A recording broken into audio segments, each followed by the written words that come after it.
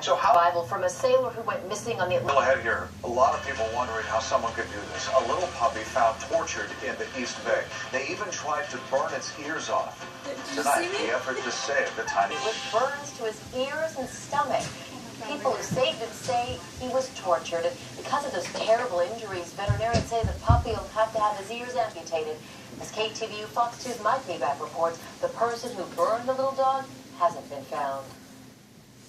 About 6 to 8 weeks. Definitely a puppy here. Curled up in a wicker basket, a little gray, tan, white puppy named Fireman. And behind those big glassy eyes, little Fireman is hurting. The dog is in extreme amounts of pain. Somebody did something really awful. Beth Alan Garland says he was tortured and that he is now being sedated. Alan Garland is one of many caring for Fireman at the WellPet Vet Clinic in Pittsburgh.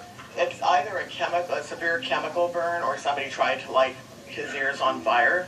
As you see here, Fireman's name is on the board and he's slated to have surgery soon on those ears. Now, he wasn't found in a street or some dark alley. He actually was located at Antioch Animal Services in their dog run that's surrounded by about a 6-foot fence. It's not known if the person who dropped him off is the person who tortured him or just someone who possibly found him. But his ears, I think they get itchy, and he's itching them. Christy Cush, a volunteer at Antioch Animal Services, is fostering Fireman, and as you're about to see, he still appears to be frightened 2 days after being found. Come here, buddy.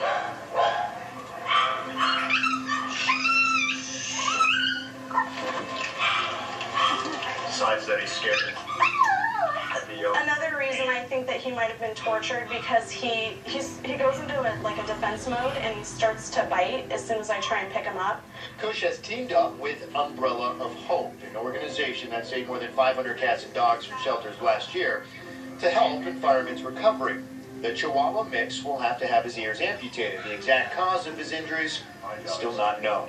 I can't figure it out because it's his ears and just his under tummy, and if he were to stand or fall into a chemical, it would affect his paws, and his paws are not affected.